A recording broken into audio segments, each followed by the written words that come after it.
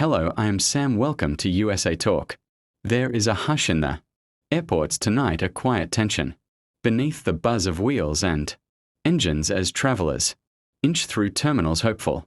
Bags slide down conveyors, flights board or depart, yet something unseen hovers above the runways, a whisper of disruption born in the halls of government where funding faltered and essential workers waited without pay in the skies above great hubs. The familiar rhythm of takeoffs and landings still pulses, but behind the scenes the gears are grinding slower. Controllers and security screeners designated essential yet unpaid, working in the grey zone between duty and survival.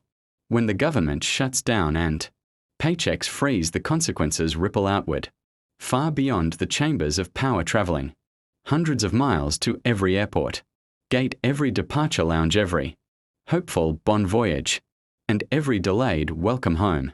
The numbers speak a language of anxiety.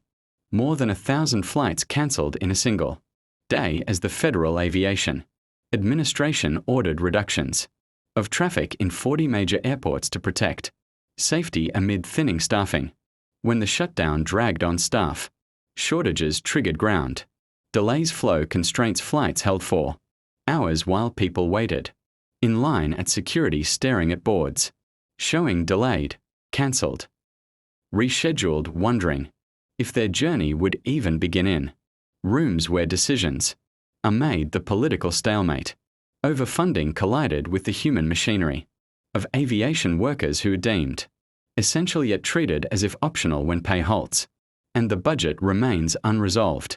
When approximately 13,000 air traffic controllers and 50,000 Transportation Security Administration agents are working without pay amid a government funding lapse, the strain is no longer hidden. It shows up on airport displays. You can imagine the controller perched at the tower glass window before the night lights of the tarmac, hundreds of planes ready to taxi, climb, descend, all orchestrated by human hands on screens with no pause, cushion, no second paycheck in the bank, and yet the responsibility remains unrelenting.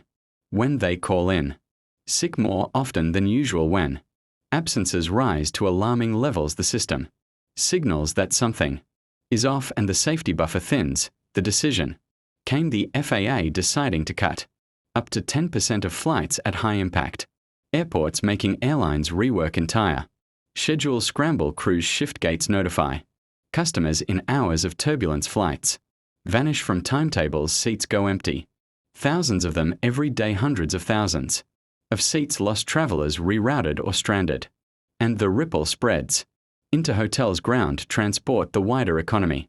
In the quiet moments of the night when the terminals seem empty, the unseen cost is felt by the federal worker receiving no paycheck, the controller working overtime, the screeners tired with no certainty, the traveler anxious about connection missed or arrival cancelled. Every have a safe flight uttered carries weight now, not just for the journey but for the labor behind it, the unseen web holding air travel aloft under duress by people accustomed to trust that their pay would come, their work would be honored, and that the system holds. This shutdown is unlike any other before it in length, but it also exposes long-standing vulnerabilities in aviation, staffing, in infrastructure, technology that over the years went under-resourced until a crisis made them visible.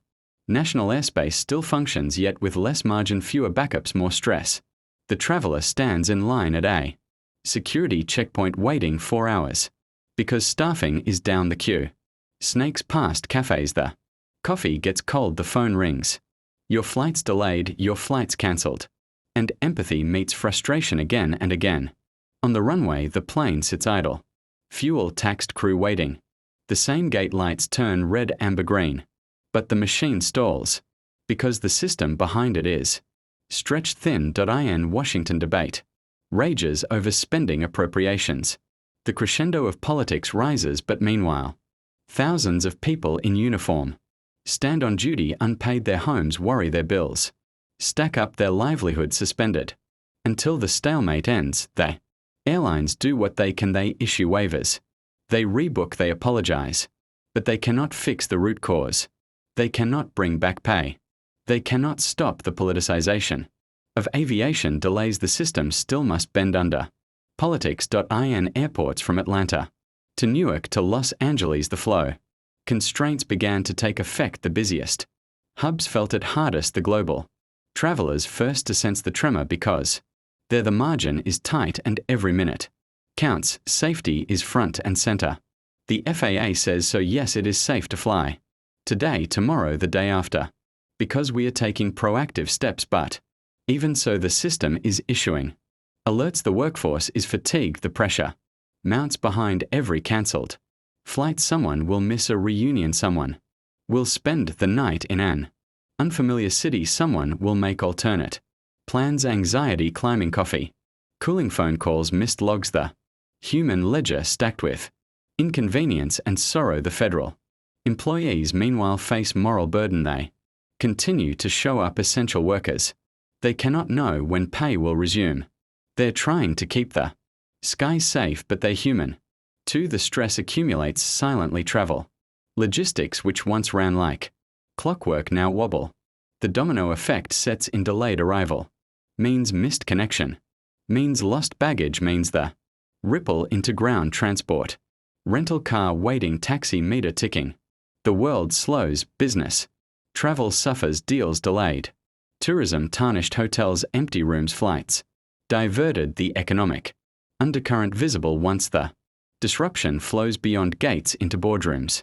And the stories surface. Controllers at their posts, some picking up gig jobs to pay bills, some calling out sick because they can't sustain 6-day weeks on no income, others watching the screens waiting for the next alert. The shutdown casts a rare spotlight on how deeply intertwined aviation is with the workings of government, how the unpaid labor of essential workers becomes invisible once the payroll stops. Yet the airplanes still must go up in the air. We witness how policy, or the lack of resolution, becomes altitude lost. Turbulence in the sky, how budget impasse becomes boarding gate beep. Cancellation, how the fight in Congress translates to the traveler waiting in line. This is not just about a cancelled flight, it is about security screeners, unpaid controllers, overworked airlines scrambling, travelers anxious. It is the human cost of a system stretched to its limit. The economy's fault lines visible in departure lounges. It is about the silent promise between a nation and its guardians, those who ensure the skies, the runways, the airspace remains safe and open. That promise is under strain now as they stand guard without the guarantee of compensation. And for the traveler, next time you hear your flight has been delayed, remember this is not just bad luck or weather. It may be the echo of a government that remains unfunded, workers unpaid, and a system grappling with its foundational support. Because in the orchestration of thousands of flights every day, each controller, each screener, each engineer, each pilot, each passenger plays their part, but the conductor at the center needs to be supported by value, by pay, by trust, by system integrity. The shutdown reminds us that air travel, modern and miraculous, is human at its core, and when the humans are squeezed, the miracles strain. The aircraft still lifts, but the cost rings through in cancelled schedules and anxious faces and lost time. And so we must ask, how long can the system hold? How long can the unpaid workers keeping the sky safe? How long can the travelers wait for stability? How long will the budget impasse echo at gate A23? Because the story is bigger than flight number 345. It is bigger than the airline or the airport. It is about the value we place on essential work, about the lifeline between government funding and safety in the air, about whether we accept delays as mere inconvenience or recognize them as warning lights of a system under pressure. In the coming days, if the shutdown continues, expect more than missed flights, expect fatigued workers, fewer backups, greater risks. Hope you realize the line between safe travel and chaos is thinner than you think, because it depends on people showing up and being paid, and that is political. And perhaps when the government reopens the air travel World will return to rhythm, but memory will. Linger of the days when pilots watched the radar. Sweep longer controllers took extra shifts.